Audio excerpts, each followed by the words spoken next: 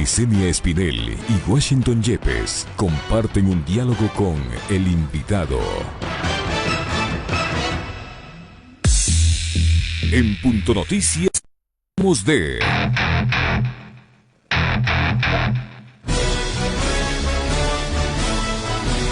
Una comitiva de familiares de desaparecidos se citó por cuarta vez para reclamarle al Estado los cuerpos que no han podido ser enterrados tras perder su identificación por el mal manejo de cadáveres que se registró en la etapa más cruenta de la emergencia. El pasado miércoles 3 de junio, el concejal Héctor Vanegas, que los respalda, presentó una demanda contra el Estado ante la Comisión Interamericana de Derechos Humanos. Por otra parte, se conoce que la Fiscalía investiga a 3 hospitales públicos de Guayaquil, donde estaban los contenedores con los cuerpos por incumplimiento de protocolos. Aún no hay resultados. La Defensoría del Pueblo pidió a un juez local acelerar los protocolos de identificación de inhumación de los cuerpos y una reparación integral para sus familiares. Según información del gobierno, los cuerpos ya identificados son trasladados a cementerios de la ciudad para su sepultura, previo a una autorización de la Fiscalía.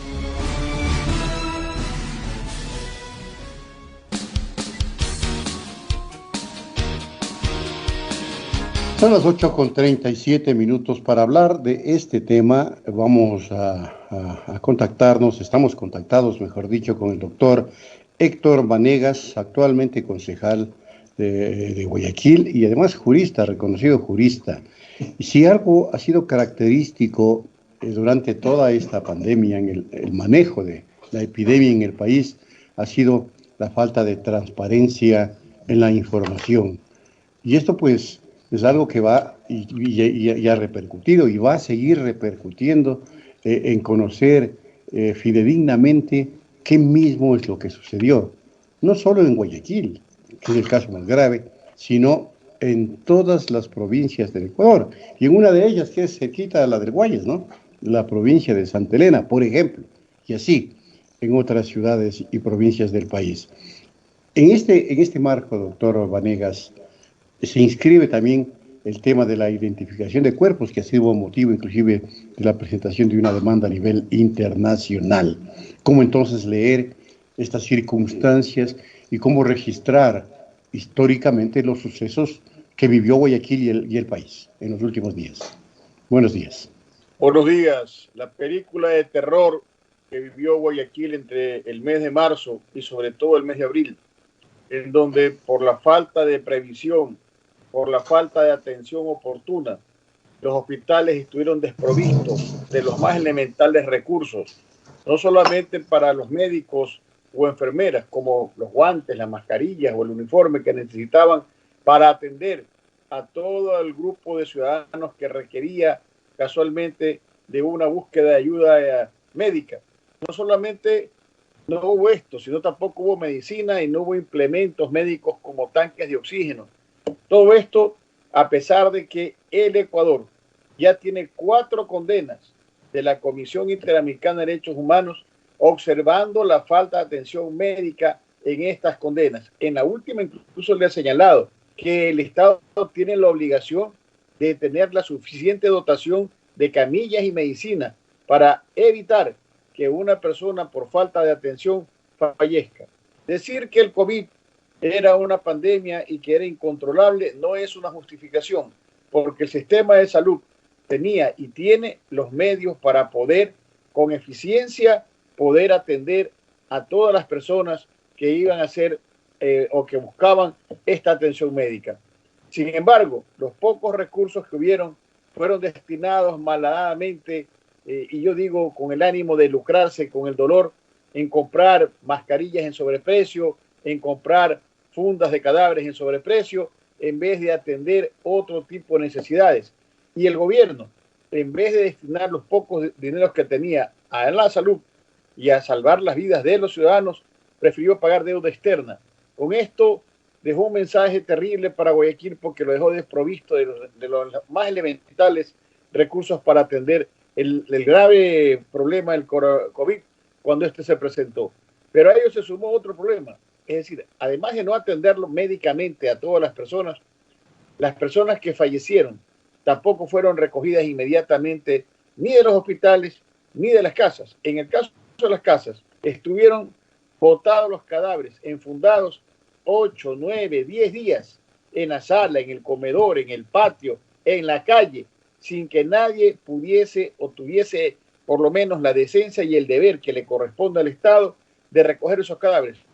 Con una advertencia, el decreto 1017 del presidente de la República estableció unos protocolos que determinaba que el Estado era el único que podía recoger cadáveres cuando tenían el tema del COVID. Y además, nadie puede enterrar un cadáver, y ustedes lo saben, sin la debida levantamiento del cadáver, porque podría ser que esa persona no haya muerto de una muerte natural, sino por una muerte violenta.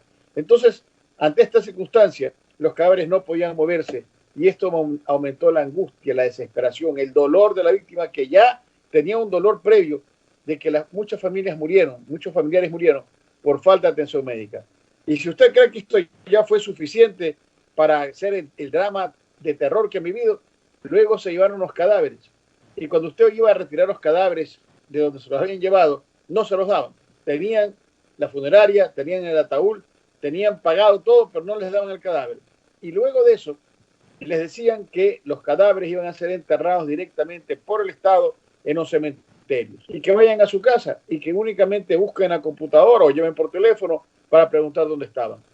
Durante casi 80 días, las familias llamaron, preguntaron, recibieron contestaciones esquivas, groseras. Les dijeron que eran unos ignorantes, que no sabían buscar. Les dijeron que todos los cadáveres estaban enterrados. Pero hace 3 semanas estalló una bomba, en el sentido que en 5 contenedores se encontraban botados, arrumados y olvidados 137 cadáveres en estado de descomposición, lo cual llamó profundamente la atención de todas las familias. Cuando comenzó este tema, hace más de 60 días, yo tuve la precaución como concejal de Guayaquil a comenzar a conectarme con cada una de las familias, a tomar sus datos, a preguntar quién era el familiar muerto, cómo se llamaba el familiar que estaba reclamando, dónde vivía, dónde murió, cuál era el teléfono, bueno, una serie de detalles. Se hizo público que estaban estos cadáveres desaparecidos. Inmediatamente envié al presidente de la República el requerimiento con todos los datos precisos, nombre del fallecido, nombre de la familia, hospital, fecha de muerte, causa de muerte, todo. De esta manera se facilitó la identificación por parte de la policía, porque la policía, ¿qué es lo que ha hecho? En los cadáveres que pudo hacerlo, tomar las huellas dactilares. Entonces, la última vestigio del cuerpo que desaparece es la huella, porque como el cuerpo está descompuesto, la huella termina siendo la última en que se descompone, pero solamente lograron identificar inicialmente a 63 cadáveres y luego identificaron 30 cadáveres más. Pero resulta que en la búsqueda aparecieron 30 cadáveres más. Ya te llamo, hermano, te llamo enseguida, un minuto. Aparecieron 30 cadáveres más, ¿no es cierto? ¿Esto qué significa? Que ya no eran 137, ahora eran 167.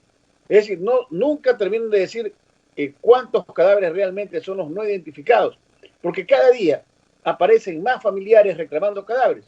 Y yo solamente les quiero recordar que hubieron casos muy patéticos, muy sorprendentes. Además de Jesucristo que resucitó en la Biblia, según la lectura bíblica, aquí hay 4 personas que resucitaron. 4. La una es Alba Maruri, a quien la familia le entregaron el cadáver, lo incineró, lo tenía en una urna, lloraban la muerte de Alba y resulta que Alba estaba viva en un hospital. Es decir, se habían confundido al entregar el cadáver. El otro es Teófilo Valareso, que el gobierno le dijo a la familia, su pariente está enterrado en la bóveda número tal, en tal cementerio. Y resulta que Teófilo un día llama a la familia, hola, ¿cómo están? ¿Cómo? Resulta que estaba vivo, lo habían dado por muerto. Y luego apareció Edma Marina Aguirre, también habían incinerado ese cadáver y resultó que estaba viva. Y luego apareció un señor Armijos. Es decir, hay 4 cadáveres, o sepultados o incinerados equivocadamente. ¿Y dónde están las familias de estos 4 cadáveres? Además de eso, yo tengo 26 peticiones de exhumación de personas que dicen que los cadáveres que se enterraron ahí no son los de su familia. Más o menos ese es el drama que está viviendo estas familias. Doctor, buenos días, le saluda Licenia Espinel. ¿Cuándo va a presentar esta demanda que usted anunció que la va a hacer en contra del Estado ante la CIDH? ¿Y qué se busca con esta acción? Vea, la demanda se va a presentar el día lunes, porque esta no es una demanda simplemente de hacer 4 líneas. Esta es una demanda donde tiene que, en forma detallada, explicar la situación de cada uno de los reclamantes. Es decir, cada uno tiene que relatar lo que sufrió para llevar a su familia al hospital, la falta de atención médica, la falta de medicina, o simplemente que no le abrieron el hospital, y luego contar todo el drama que significó entregar el cadáver cuando murió en la casa, cuando se llevaron el cadáver, cuando le cobraron dinero para que pueda entrar a buscar el cadáver en los contenedores, cuando le dijeron que el cadáver estaba enterrado. Es decir, todo el drama. Porque ese drama ubica a cada una de las familias en una categoría que en los derechos humanos se llama como víctima afectiva. Es decir, cuando la familia sufre por no conocer el destino de su pariente, la familia sufre un daño psicológico y moral. Porque imagínese usted, fallece su esposo, su hermano, su hijo, y simplemente el Estado está, pero no sabe. Entonces usted entra en un drama, en un llanto permanente, porque lo que quiere es enterrar el cadáver, quiere su muerto. Por eso vamos a presentar la demanda con los antecedentes de las 4 sentencias que ya tenemos. Y vamos a reclamar, obviamente, una indemnización al Estado. Indemnización que no va a ser corta. Es decir, estamos hablando tal vez de 1 o 2 millones de dólares por familia, con derecho a repetición en contra de los directores de hospitales y todos aquellos que participaron en esta manipulación errónea que significó romper el protocolo. Porque vea, si usted es un miembro de criminalística, le entregan un cadáver, usted no lo recibe si el cadáver no tiene una identificación. Si usted lo recibió sin tomar las precauciones, usted tiene parte de la responsabilidad. Es que eso ocurre también en el caso de que usted tome un cargo público, por ejemplo, tesorero de una empresa. Obviamente tiene que hacer un balance con el tesorero anterior antes de tomar posesión. Si no lo hizo y hay un faltante, usted asume el faltante. Más o menos, explicando más o menos el problema, es lo que va a ocurrir. ¿Por qué tiene que ser en la Comisión Interamericana y no lo hacemos aquí en el Ecuador? Porque los tribunales están cerrados. Usted no puede presentar ninguna demanda en la área contencioso administrativa porque no los atienden. La corte está cerrada. Y entonces, ante esta circunstancia, que tengo que justificarla ante la Corte Interamericana, debo recurrir hacia allá y pedir una medida cautelar inmediata. Esta medida cautelar tiene como finalidad identificar los cadáveres y pedir una explicación y una indemnización de parte del Estado de entrada. Es lo que vamos a hacer, lo estamos preparando con el doctor Jorge Sosa, y el día lunes en rueda de prensa presentaremos oficialmente nuestro reclamo. Vamos a iniciar esta acción sin perjuicio de reservarnos el derecho de iniciar las acciones de carácter penal, a las que también tenemos derecho, porque aquí se han cometido varias infracciones. Por ejemplo, ha habido una omisión dolosa, como lo establece el artículo 28 del Código Orgánico Integral Penal. Ha habido, a mi juicio, un homicidio culposo por mala práctica profesional previsto en el artículo 146 del COIP, y además ha habido la desatención de los servicios de salud previstos en el artículo 218 del Código Orgánico Integral Penal. Las acciones penales también se van a iniciar y vamos a hacerlo de manera fuerte, agresiva, porque hay que crear un precedente. El hecho de que sufrimos una pandemia no significa que cualquiera pueda hacer lo que le haga la gana. Ahora, doctor Venegas, el drama al que usted muchas veces ha aludido no termina, está lejos de resolverse, porque hay que aclarar, y el país así lo requiere, por ejemplo, el número real de fallecidos durante la epidemia, no solo en Guayaquil, donde que la situación es más grave, sino en varias provincias del país. Y aparte de eso, hay que aclarar los negociados que de manera inhumana, infame, se han hecho a nombre de la epidemia. Casos que alborotan al Ecuador, se coge presos a presuntos responsables y se los libera a pocas horas, pese a que se encuentran allí cantidades de dinero, de medicinas, de insumos y un montón de cosas más. Esto también hay que hacer algo, porque el país lo demanda. Vea, las muertes que ocurrieron en el país no tienen precio. Cada día por falta de atención. Creo que efectivamente la parte insensible, indolente, la parte inhumana de funcionarios deshonestos, de pillos, que con el apoyo de ciertos grupos políticos que se repartieron los hospitales y que eso lo sabe todo el mundo. Aquí grupos políticos a veces con poco poder, pero con mucha bulla, exigieron hospitales para hacer ahí su fiesta y en esa fiesta se hicieron millonarios, se recuperaron fortunas que habían perdido a costa del pueblo y por eso es cuando el pueblo iba a un hospital no tenía sino paracetamol, la única medicina que había, pero no tenían demás medicinas necesarias para salvar vidas, sino que ahora en la pandemia esto explotó, ya fue imposible de tapar. Ayer se han hecho varios operativos, han salido algunos en libertad, pero espero que la cárcel sea el único destino de este poco de pillos, que el Ecuador lo señala, que el Ecuador los conoce por sus sinvergoncerías de toda la vida. Creo, además, que el Ecuador no puede perdonar. Esta vez no, porque hay en el Ecuador, sobre todo en Guayaquil, más de 13.500 muertos. No la cifra inicial que daba el gobierno, 3.000, 4.000, tal vez lleguemos a 5.000. Más de 13.500 muertos. El municipio de Guayaquil tuvo que implementar el Hospital Canales para regalar las bóvedas y poder enterrar a tanto muerto que había. No solo eso, el gobierno tuvo que buscar bóvedas para poder enterrar la enorme cantidad de fallecidos que ha habido.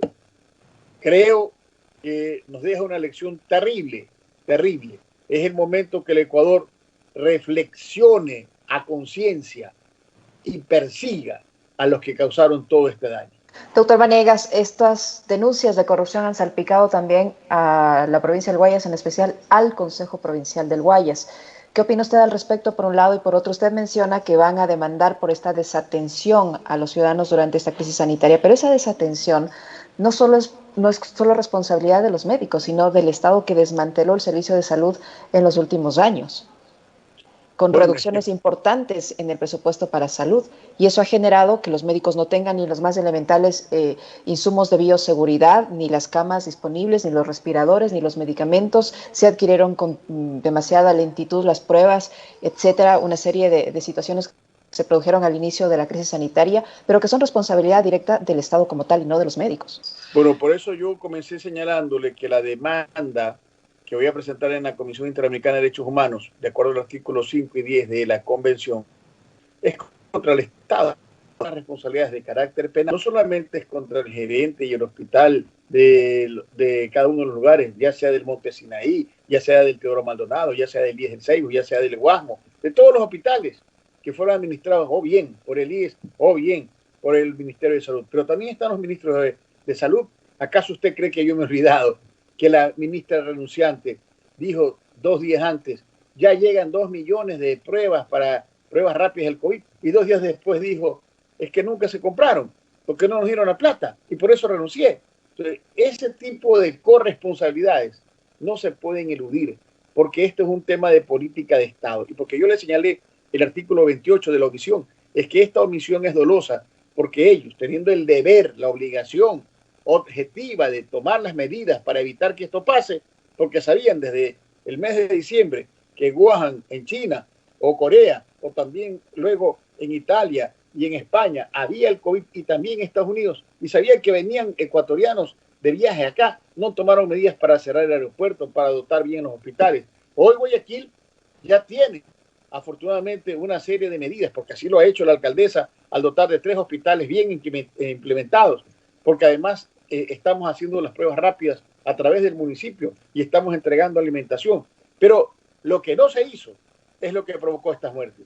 Y eso que no se hizo, como bien usted lo señala, tiene responsables que no se pueden tapar. Incluso en las políticas que se han dictado han habido errores y será la justicia la que tenga que responder. Por eso yo le dije que uno de los artículos que yo he citado es la omisión dolosa, el artículo 146, el homicidio culposo por mala práctica profesional. Es decir, cuando no se tomaron las medidas necesarias para dotar al hospital de los recursos necesarios para atender a la persona que requería de su servicio. En cuanto a lo que ocurre aquí con el Consejo Provincial, es lamentable, porque el señor Morales representó una esperanza para la provincia y el señor Morales traicionó sus ideales, traicionó su pueblo y prefirió favorecer a la familia más cercana, a sus hijastros. decir que no los conoce, decir que no saben lo que hacen, decir que la esposa con la que duerme hace cosas a espaldas de él. Eso no se lo cree nadie. Eso no se lo cree nadie, porque obviamente si han buscado enriquecerse en la crisis, yo soy barcelonista, fui síndico de Barcelona, campeón de Barcelona en el año 2012, y él también lo fue como jugador, pero eso no se hace. Y como no se hace, no puede ser perdonado. Él es el primero que tiene que ir a la cárcel. Doctor Vanegas, creo que es suficiente. Hemos hablado de varios temas. Le agradecemos por haber atendido esta entrevista. Una cosa más, pero en medio minuto. El COE Nacional también tiene mucha responsabilidad en esto. Cualquier acción debe estar dirigido al COE. Desde allí sale la información no fidedigna. Tenga la certeza que a mi edad, después de haber enfrentado a tantos gobiernos y a tantos poderosos y haberles dado guerra sin cuartel, yo no voy a cambiar de actitud. Perseguiré a todos los responsables, por muy alto que estén. Ten eso, toda la certeza. Yo soy Héctor Vanegas y siempre defiendo al humilde y al pobre. Muchísimas gracias al doctor Héctor Vanegas, actual concejal de Guayaquil y también jurista. Hemos hablado de este tema de suprema importancia y con esto culminamos nuestro espacio de noticias. Gracias, doctor Vanegas. Liz, nos vamos. Muchísimas gracias, doctor. Gracias, Guacho, y a ustedes, amigos, que nos siguen a través de nuestras redes sociales y de nuestras frecuencias. Que tengan un excelente fin de semana. Nos observamos y nos escuchamos contigo, Washington, y conmigo a las 17 y a las 12 horas, respectivamente. Punto Noticias. Audaz, versátil, frontal, comprometido con usted.